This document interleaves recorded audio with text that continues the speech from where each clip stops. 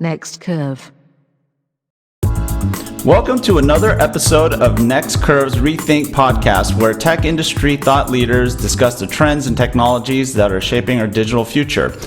I'm Leonard Lee, Managing Director and founder of Next Curve, and today I'm happy to welcome a very special guest, the illustrious Dean Bubley of Disruptive Analysis. Great to have you, Dean. Please take a moment to introduce yourself and, share with our audience the work you do at Disruptive Analysis. Hi, Leonard, and thanks for inviting me on.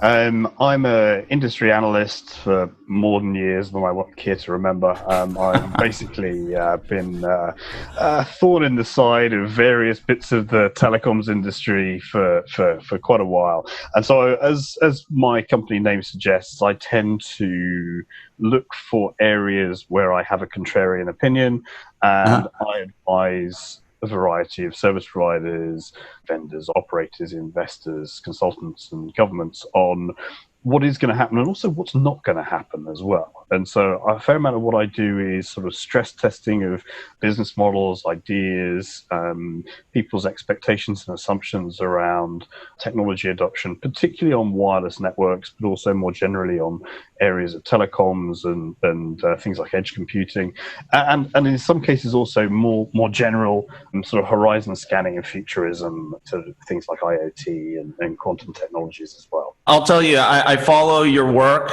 I think it's enlightening and important. I think it's very important in this day of hype to really bring that clarifying, distilling view, right? And so I appreciate a lot of the work that you do in garnering and fostering some of these more realistic conversations. Well, I mean, the way I see it is there's a certain well-known analyst firm which has its hype cycle. Or Amara's curve, which it's based on. And frankly, that's always annoyed me deeply. The fact that we have so many predictable, maybe not failures, but we have this sort of hype followed by this trough.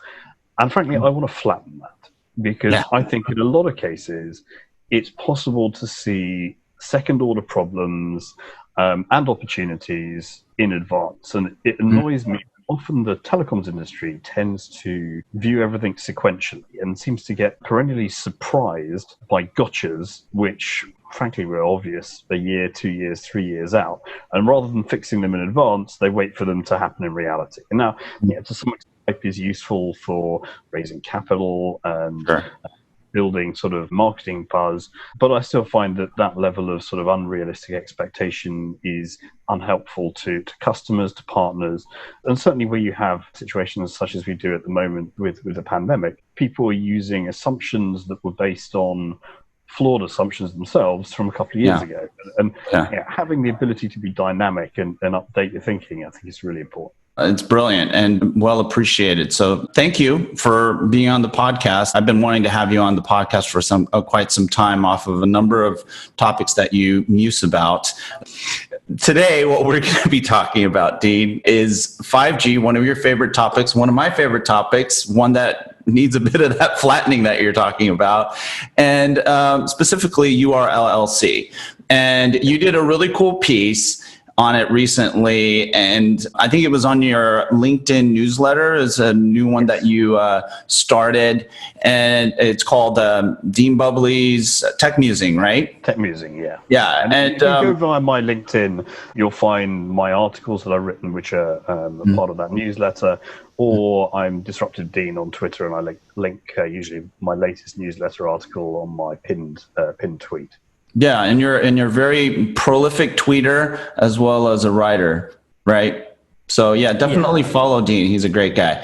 Very insightful stuff. And so we ourselves, and the reason why we're going to be talking about this is we've been doing a lot of research on this topic, and it's reflected in some of the work that we've recently done, most notably with Intel on 5G autonomous edge. So I thought, this would be a great topic for us to have our first, and hopefully, first of many podcasts in the future, Dean. So I wanted to start off this topic by citing a line in your article, which is both enlightening and disturbing at the same time. So I'll read it to you, okay? And I'll jog your memory. So it reads, I think, okay, and this is Dean Bubley writing. This isn't Leonard Lee. I think the low latency 5G emperor is almost naked. Not completely starkers, but certainly wearing some unflattering Speedos. Now, Dean, this is early in the morning for me. I don't know why I cited this, because now I'm stuck with this image of some guy romping around the beach in Speedos. You are more toward the end of your day, so you don't have to suffer this image much longer. Hopefully you go to bed early. Just wanted to start with that and maybe dive into our first topic here, which is let's more broadly talk about the state of 5G today. Is it just another G? I mean, you're famous for saying, hey, look, 5G is just another G, right? Let's give you an opportunity to enlighten our audience, and maybe I'll throw in a couple of counterpoints just to make things interesting. Okay, so we've had a progression of 3GPP technologies over the last several decades. Yeah. And each time round, it's positioned as a game changer, revolutionize XYZ use cases. It's got a slightly different technology basis, however you want to define it. And there's usually a lot of exaggeration. And in particular, there was a lot of exaggeration. I remember the time of 3G, when certainly in Europe, there were these auctions for spectrum, which were incredibly inflated. It was just at the roughly the same time as the peak of the tech bubble. I remember I just started working as an investment analyst at the time, and people were trying to understand these numbers. I remember having this conversation with someone saying, well, they've spent so much money, they'll have to make it work. And then I also remember speaking to someone on the silicon side who said, well, unless they've discovered somewhere to hire PhDs from that we've never heard of, it's going to take 5 years. I see something similar happening at the moment with 5G, where, yes, there are some different approaches to the technology, and a lot of people in the industry get very excited about the microservices, cloud-native core network. There's some stuff going on with disaggregation of the radio network. Yes, we've got new spectrum bands like millimeter wave, but to some extent, it was ever thus. Each generation has some new stuff. And obviously, anyone who's invested each time in generating some part of the infrastructure or deploying some of the services, or perhaps either investing in or funding spectrum rollout or backhaul or fronthaul deployment, has an interest in making this appear to be a larger step change than last time round. And yet, when you actually drill into 5G, first off, there's a long-term migration. It's not going to appear overnight. And in particular, there are multiple phases of 5G. And so the 5G we have today, frankly, is more of the same. It's faster broadband and some fixed wireless access. We've just finalized the next release of the technology's specs, release 16. So that'll start filtering in over the next year, 2 years, 3 years. And that'll get followed and enhanced. And over time, yes, 5G will improve. However, it won't be ubiquitous. And all of the promised features won't be available everywhere to everyone.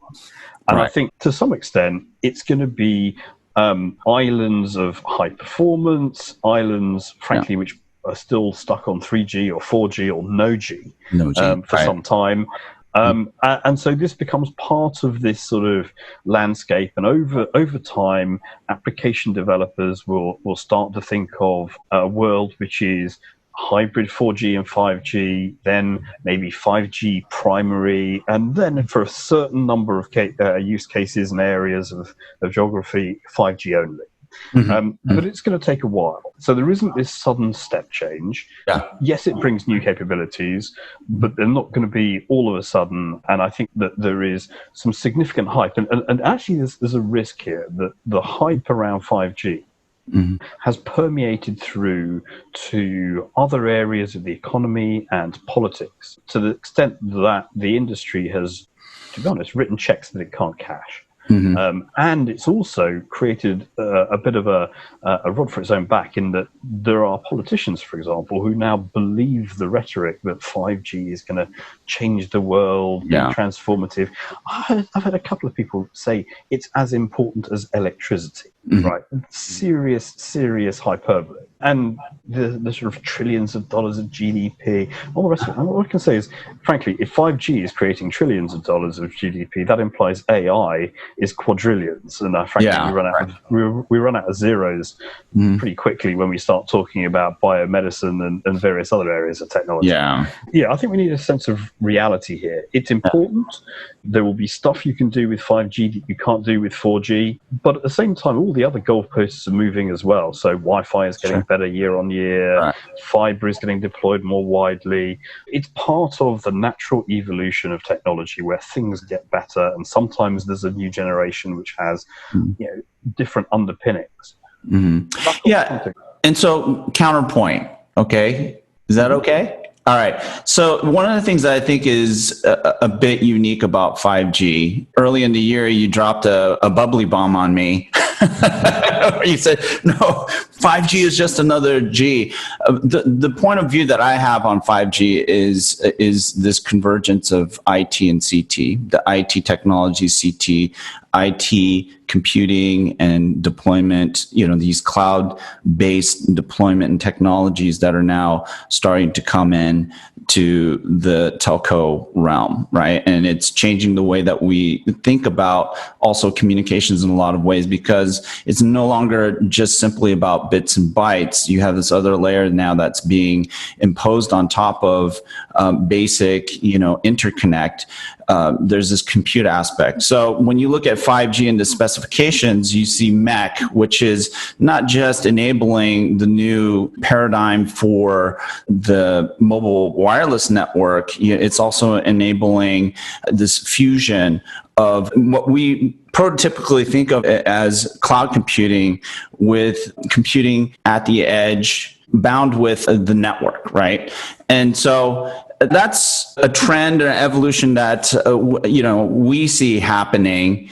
And so that's where we think 5G presents a not only a new opportunity, but challenges as well, right?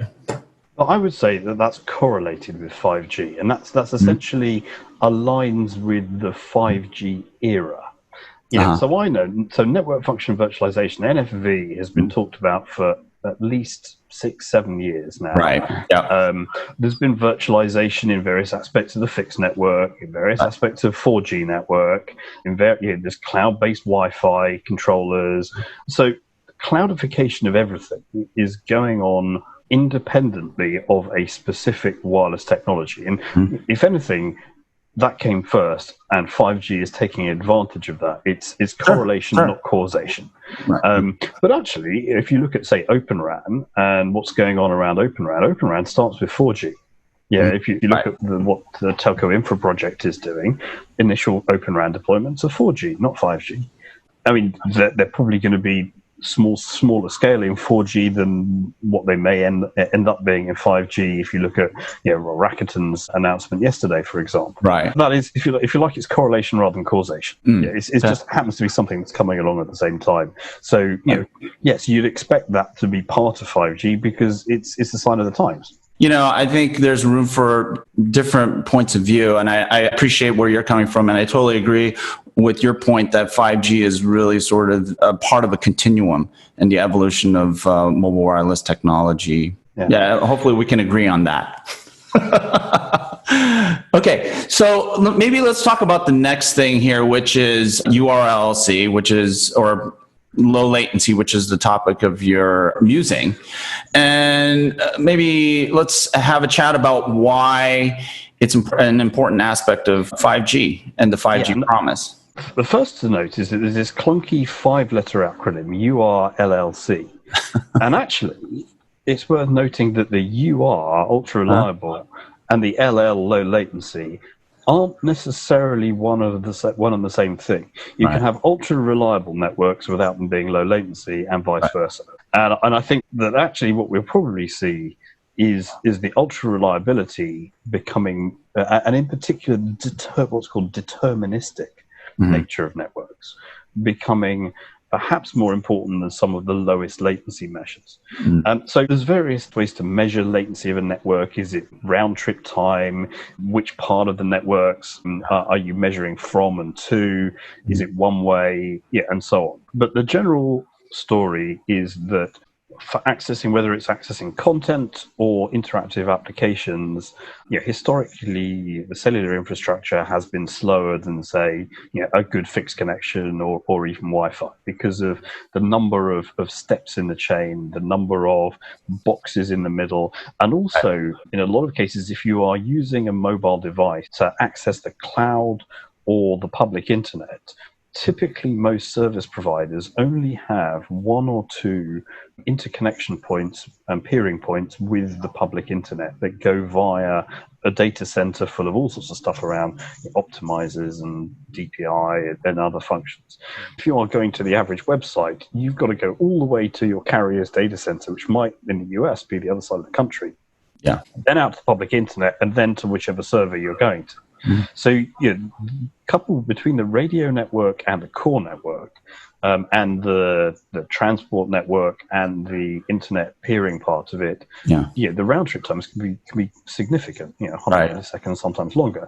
And so the idea, and this is perhaps where it comes into both the edge computing and also what's called local breakout, is that you bring down the times from a user to access some sort of capability, whether it's a content that both the startup of content, or maybe switching channels or something like that on streaming, whether it's a game and responsiveness, to try to get the mobile infrastructure down closer to what you'd expect with a good wired connection. And certainly 5G was set up with the intention of delivering low latency. Now, the interesting thing here is there's two different definitions of 5G here. There's the mobile industry, which developed this candidate technology to hit the ITU specs. And then there's the ITU, which says, well, actually, anyone can submit a 5G technology. In fact, there were several other submissions, including a variation of cordless phone technology as a candidate for what we call 5G. But rather, should we call it arrogantly? Yes, I'm going to call it arrogant. The cellular industry and 3GPP and GSMA assumed that the successor to 4G LTE would inevitably be the 5G INT 2020 technology, and sort of confusingly named it 5G in advance of it being officially acclaimed as such. So one of the ITU specs was to try to get to 1 millisecond latency. And to be honest, what it's looking like is that the cellular 5G technology can do 1 millisecond under specific circumstances. And I think that's what we'll probably come on to next. The ultra reliability is a different one, and that there's different components of reliability. Some of that comes down to the design of a particular network. I mean, you can imagine in a building, do you have multiple access points in case there's a fiber break and so on. But it also, for certain applications, it implies reliability of connection, so that perhaps there's either prioritization or for, say, machinery, you need to take a reading from something, or you send a control signal, let's say every 5 milliseconds, dead on, 5, 10, 15, 20, with a strict cadence.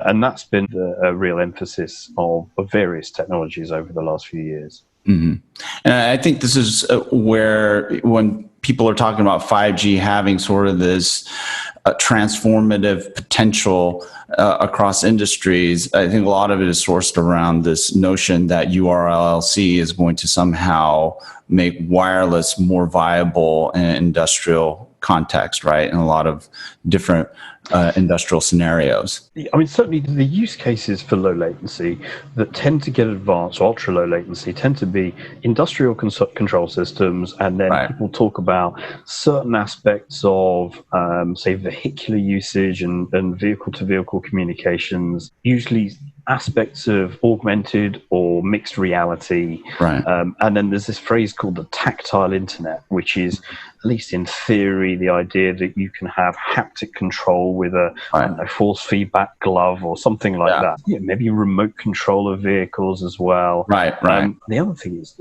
that a lot of applications require data going backwards and forth. There might be like some sort of handshake between an end user device and a cloud application. And so if you've got a sort of a back and forth several times, obviously there's a requirement for low round trip times as far as possible. Right. Definitely important for emerging control system architectures and paradigms that can leverage what 5G can bring to the table as far as a wireless mobile connectivity option is versus, let's say, wireline in an industrial context. So, yeah, I mean, so either wireline, and to be honest, even in a lot of cases, fiber with Wi-Fi is pretty good. I mean, one of the things that I not recently, but when we were able to go out to live conferences, whenever I went to a 5G conference in the last year or two, I've done a speed test and a ping test on the Wi-Fi in the venue. I remember that. And on many occasions, I've ended up with between 2 and 5 milliseconds on the latency, and the cellular, today's 5G networks are typically on the order of 20 milliseconds. It's whilst obviously Wi-Fi, it doesn't have that deterministic capabilities. It did always strike me as ironic that in many cases you use the 5G for speed and Wi-Fi for latency, albeit non-guaranteed and non-reliable. And I think that's interesting to note is that as well as 5G aiming at latency, the Wi-Fi community has of late as well, particularly with the new spectrum it's got for Wi-Fi 6E. It's talking about 2 milliseconds or sometimes less than that for latency. So it's not the only game in town here. Yeah. And, I think it's all, at the end of the day, it's all about, for the end user, it's about how do these things all come together and integrate and coexist with each other. At our level, the kind of conversations we typically have, we're looking at the different camps and seeing how they evolve, how they present themselves as options to the end user. But, from the end user perspective, they want all the stuff to work together, right? So, but why don't we move on to the next piece, which is the prevailing myths and realities of URLLC. And, you cited a couple really cool things in your piece. Most notably, URLLC is not going to be ubiquitous. I think a lot of expectations out there around this emerging excitement around URLLC now that we've kind of gone past the buzz around enhanced mobile broadband, is that it's going to be everywhere, and that all of a sudden we're going to have connected cars, or let me rephrase, centrally orchestrated and controlled autonomous vehicles is probably the best way of putting it, overnight. Right, we're going to have the infrastructure and the capability to do that, but that really isn't the case, right? And the other thing that you brought up is this challenge of URLLC and enhanced mobile broadband coexisting with each other, especially in the near term, right? Specifically for public MNO situations. And then you also brought up the spectrum aspect as well, right? So and they sort of tie together. First off, I love your term, centrally controlled autonomous, which sounds like a particularly interesting form of political decision making. Yes, you're autonomous. You're absolutely autonomous citizen, but we're going to centrally control you. But I'll park that one for now. No, on a 5G network, you are attempting to simultaneously have large amounts of mobile broadband traffic and then potentially additional ultra-reliable, low-latency applications and traffic as well. And you have a finite amount of radio resource and network resource. And you also have to contend with the realities of network coverage, where you are physically. For example, I'm here in my basement at the moment, so can you get signal to a given location? And so all of that needs to be taken into account. And one of the challenges is that the way you divide up the resource you have, particularly on the radio network, for mobile broadband, where you maybe want to have fairly large chunks of data for, say, video streaming, and you're prepared to sort of accumulate a certain amount of data before you transmit it to optimize efficiency. Or for low latency, you can't afford to do that, and you essentially need to sort of throw data out over the network as fast as you can without waiting to bundle it up. And the question is how do you balance that? And most operators will have a certain amount of mid-band, a certain amount of low-band, and then perhaps high-band millimeter wave spectrum. And so there's an awful lot of parameters that people talk about with network slicing, of how do you allocate the different resources you have for the user given their location, which could be at the edge of a cell. As I am, it could be in a basement, and then the application that they want to use. And the same thing applies both uplink and downlink from them to the device. And at the moment, most of the networks that are being deployed for 5G are mid-band spectrum. In Europe, there are some rules on how the frame structure can operate because of other users of that band, 4G users, and other users in the 3.5 to 3.7 or 3.8 gigahertz spectrum, that essentially mean that you can't get down to the sort of 1, 2, 3 millisecond latencies that people want, at least on a wide area. And so then the question is how do operators divide up their resources of radio, spectrum, network capability to service the bulk of mobile broadband users, and also perhaps some of these low latency premium users? It could be vehicle to vehicle, let's say, or it could be a gamer in a park wanting to play augmented reality outdoors. And frankly, what you end up with is the lowest latencies will need heavy engineering and dense networks, lots of spectrum, and they are most likely to be on a localized basis, let's say in a factory, where it's predictable, you can design it, you haven't got to worry about there's suddenly going to be a crowd of people chasing the latest Pokemon or whatever it is accumulating in the same place. So you can then make that decision on a localized basis. But it becomes much, much more difficult to guarantee the ultra-low latencies over, let's say, a nationwide network, particularly given the coverage constraints indoors and in buildings, which may well need a separate indoor network. And then you have to work out, how do I do low latency across that boundary, where it could be a neutral host provider or someone else indoors. So you'll get the highly engineered locations for lowest latency, and everywhere else will be moderately low latency. And it's still likely to be better than we have today. But I think that from an application designer's or developer's point of view, if you're a game developer, maybe at the moment your target or your expectation is that most people will have a 40, 50 millisecond latency. And over time, the average will come down in the best locations in the urban areas. If you're on a street corner in London or Chicago or Seoul or Tokyo, maybe you get 20 milliseconds, they squeeze it to 15. But it's not going to be for the whole of your user base, particularly if you're working across carriers, all of whom have their own network architecture, their own spectrum allocations. And so if you think through the lens of a game developer, you will not be able to say, right, I can make an assumption of 5 milliseconds everywhere.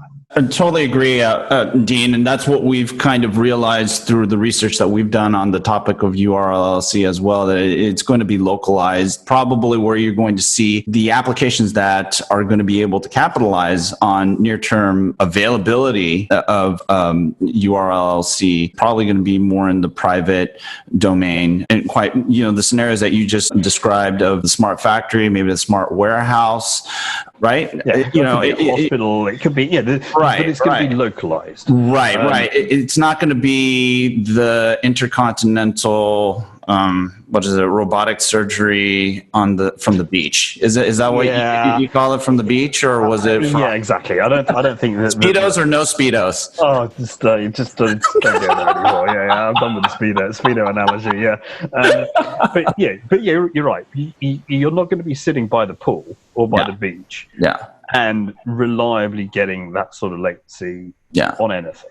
Just because it's not worth it. And the other thing from a carrier point of view is, how much does it cost you to provide low latency everywhere, even if you wanted it? And how many end users? I mean, ultimately, how many surgeons, robots, drones are there? And the answer is probably millions, tens of millions. It's not billions or tens of billions. Right, and exactly. so then you end up thinking, unless I'm going to charge 1,000x the price of that subset of users, is it worth the incremental cost and the sort of the opportunity cost of not allowing a bit faster mobile broadband or a bit more capacity, just for this sort of 1%, say, of hyper premium users. Right. Frankly, no, I don't think anyone's going to be paying $1,000 a month for connectivity to their drone. Yeah, maybe military or public safety, but that's a vanishingly small set. If I'm if I'm a construction company and I want to use a drone to survey my site, I'm expecting to pay the same per month as I am for my smartphone, maybe 50% premium. Yeah, so I'm not going to pay 100% or 1,000% premium. Yeah.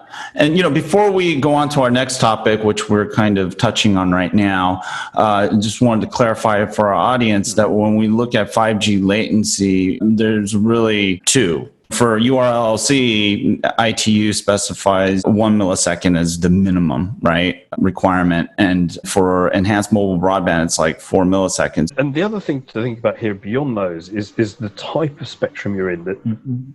Spectrum is allocated in two forms, FDD and TDD. FDD stands for frequency division, and roughly that means you have one chunk of spectrum for uplink and one chunk for downlink. TDD uses the same spectrum for both, and it flips between up, down, up, down, up, down. And that makes it even more complicated. TDD to offer the lowest latencies, because then you have to think of, you've got another timing parameter in as well as the one you're trying to control for. So there's a whole set of problems here. I imagine we're going to probably talk about edge computing in a minute as well. That'll be for the next webinar. How's that? well, to some extent, edge is relevant here because it is. Yeah, because ultimately the answer is, where is your application resident? And are we talking here about the latency over the air, or to an end server? And certainly the industry would like to have the end server in the network, ideally delivered as a carrier service to the application provider, so you're milliseconds away or less than milliseconds away. And the problem there is that's fine for certain applications, but it's those applications which don't need an on-premise server for security and control reasons, and it's also those applications which don't need to work across operators. So if you are on operator 1 and I'm on operator 2 and we're playing a game, or your car is around the corner from my car and we want to try and avoid a collision, where's the interconnect point between those two edges? So I might have 1 millisecond of the network, you might have 1 millisecond of the network, but that doesn't help us if our cars are approaching a junction. And they need to interact with each other. There has to be some handoff. Where's the interconnect? And if the interconnect is 10 milliseconds in the back of the network, then the whole thing's a waste of time. Yeah, exactly. Quite literally. Yeah, quite literally. So I'm going to put up a diagram that you put together, or a chart that you put together. It's entitled Cloud, IoT Latency and Edge, Hypothetical Heat Map of Value. We were touching on this a little bit earlier. And so, why don't we talk about some of your thoughts on where you think the value is going to lie in URLLC, maybe short term, maybe even longer term? That diagram is something that spans, I think it's 12 orders of magnitude of time, and it's like 10 orders of magnitude, or 8 orders of magnitude of distance. And I think one of the things I find that the telecoms industry gets very fixated on is the 1 to 10 millisecond, or maybe the 10 to 100 millisecond buckets. Whereas actually, if you look at technology for IoT or other cases, there's things which, frankly, you can wait days to find out if is the elevator door a bit stickier this week than it was last week. If so, send an engineer out a month early. Right down at the other end of the spectrum, you've got things that need to be done in microseconds or even shorter periods for certain forms of automation, anything where you are sensing, some use cases for lasers where you have femtosecond pulses of lasers for etching certain surfaces and things like that, which you pretty much need to have the controller right on the piece of silicon as the laser itself. And you've got in the middle, you've got, I don't know, let's say you have an IoT system on an oil tank or a water reservoir. That doesn't change much hour on hour. The temperature in a house, minute by minute, every 10 minutes is probably fair enough. So there's a lot of value which is not dependent on this sort of 1 to 100 millisecond battleground. Right. And the same thing from a distance point of view. There's certain things where you physically need to be on premise because the owner of the factory wants to actually have their data on their site, in their server, literally locked in their cabinet, and they've got the key in their pocket. Whereas there's other things which are, let's say, you can make sense to have at a 10 kilometer, 100 kilometer, 1,000 kilometer range for you need to do data storage or archiving or machine learning on large data sets. That's probably going to be something which is less time critical. The two are sort of linked, but what I did was this sort of very rough heat map of sort of where is the value, what do people actually want to do, and what you end up with is a bunch of value in terms of low latency on premise or very near premise connectivity, and then there's also a bunch of value which is it needs to be fast-ish. But frankly, you can wait for 100 milliseconds or so. It's not sort of hypercritical, particularly for things to do with mobile broadband. So if you're making a transaction, for example, you want to have it snappy. It's not milliseconds count, it's tens of milliseconds count or hundreds of milliseconds count. Right. And so when you look at this, you end up with a relatively small battleground for 5G URLLC. Yeah. And that, together with the complexities of delivering it, means to me that you will, again, come back to this reality of you will get ultra-reliable low latency for specific locations, but not nationwide. Right. Yeah. And that's generally what our thinking as well, coming out of the research that we did for Intel. It's not going to be something that is ubiquitous. It's not going to be broadly valuable. There's going to be certain niche applications that are going to find value in this. But that being said, it's also a domain for a lot of the innovation that we can start to build on top of. Yeah. I mean, these are the new domains, right? Right now, based on what we understand and what we, our conventional thinking, we may say, okay, well, this isn't that valuable. But I think that's where end market applications and the innovators that are looking at the technology and trying to figure out, well, how do we rethink and maybe think differently about how we do stuff? They'll be able to come up with those quote unquote killer applications. But I think you've done a great job here of really helping people at least understand what is possible and how should you think of URLLC. And we're trimming a lot of the fat around the hype, and I think that's a really great thing. And I think it starts with, yes, you can create a platform and allow people to, I hope they innovate within it. But I think we also see the sort of the bottom up of people have a problem to solve. Right. I have a sensitive industrial process control system. I've got an endoscope which is controlled partly automatically in a medical setting. And then you think, well, what are my options for doing this? And absolutely, 5G will be part of that mix. But then so will fiber, so will Wi-Fi in some cases. Absolutely. There may well be sort of customized proprietary technologies that make sense given other constraints of physically where you are, what legacy systems do you have? Are there constraints on radio propagation? Or, I don't know, it could be in a mine where you've got explosives or something like that. Right. I'll use another mechanism. So I think it's very easy just to say, manufacturing and robots need ultra low latency. And when you double click on that, there's 1,000 subclasses of device and probably 10,000 subclasses of actual use case. And at one level, you've got a high-def video camera looking at a laser welding machine doing machine-learned recognition of the patterns of the swirling metal in the weld. Right. And you can stop it immediately if something goes wrong. And that's a very separate thing to, an AGV in a factory, an automated guided vehicle, delivering stuff from building A to building B.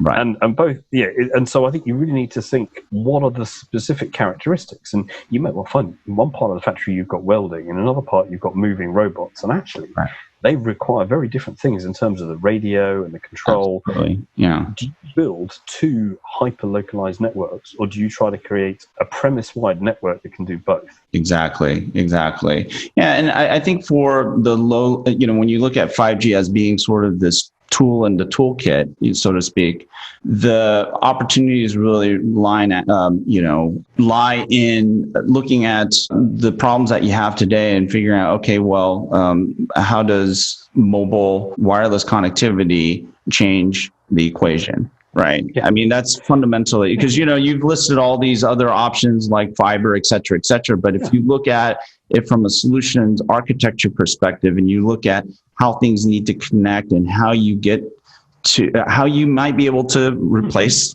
wired connections. What 5G presents is this new realm of possibilities with URLLC, but you need to get down into the details and understand what is it actually capable of. This promise that 5G is going to deliver 1 millisecond latency everywhere, you have to get way past that, right? No. And it could be that actually 20 milliseconds everywhere is pretty valuable. If you can do it. But I do think that there's some unrealistic expectations that are set, and it is important to have that nuance and also the timing on all of this. And at what point in the cycle in a given country or on a given network will you get something approaching maybe not ubiquity, but then also thinking of the complexities of if you go into a large office building, if anyone goes into a large office building at the moment, whose network is it? Is it run by the building owner or a third-party provider with a gateway to your operator? How does your operator guarantee the performance on someone else's network? Same thing if you're roaming. And actually, so it may well be that, let's say your autonomous vehicle, I don't like using this as a 5G use case, but let's say your remote control vehicle enters a parking garage. Centrally. All right, centrally. All right, so you've got a remote controlled vehicle in a parking garage underground. Whose job is providing the network in that parking garage to support the vehicle? Yeah, exactly.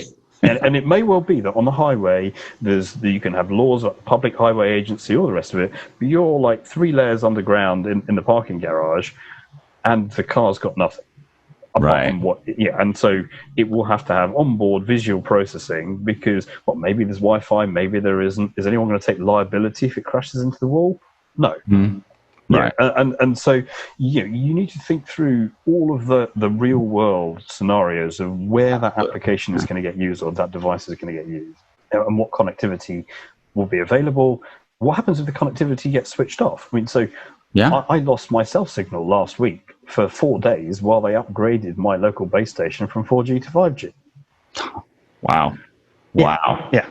Crazy. The only reason I know that is because I was doing a webinar with the particular operator's head of networks. And I said, what's going on in my street? And he actually looked in real time and said, what's your postcode? Oh yeah, we're just doing an upgrade. But I had a 4-day outage. That's so hilarious. Oh, man. Okay. Well, you know what, Dean? That was a great conversation. I'm really glad that you joined me here on this podcast and on this topic. And, it was really fun. And so why don't you take a moment to, share with our audience how they can get in touch with you and be part of the conversation that you're so good at fostering. I appreciate it, Leonard. So first off, please follow me on Twitter. I'm Disruptive Dean. Or LinkedIn. I'm the only Dean Bubley on LinkedIn, and I'm happy to connect with people that I've got common connections with and who obviously are in the industry as well, and who aren't going to spam me with offers for lead generation or whatever. But also, by all means, I'd really, really like people to sort of comment on some of my posts and articles, either on LinkedIn or my blog. Drop me a message. I do a lot of sort of internal work with clients on sort of ideation, stress testing of their ideas, and so on. So I'd love to be able to do that. But more generally, just pick an argument with me on my comments on LinkedIn or on Twitter, and I'm sure we'll come to some accommodation or agree to disagree at some point. Yeah. Well, I'm surprised we didn't disagree as much as I thought. I thought this would be a little bit more like the presidential debates here in the U.S. But you know what? It was fun. It was very insightful. Great sharing, Dean. And, for our listeners, thanks for joining us. Please subscribe to our YouTube and Apple podcast channel and visit us at www.next-curve.com. And until next time, be safe and healthy. And once again, Dean, really great to have you. We'll have to do it again, right? Definitely. On some other wonderful 5G related topic, or maybe even something else. Maybe we'll talk about Wi-Fi. Yeah, sure. Excellent. All right. Thanks a lot with that. It's been a lot of fun. Cheers. All right. Cheers. Bye. Visit us at www.next-curve.com.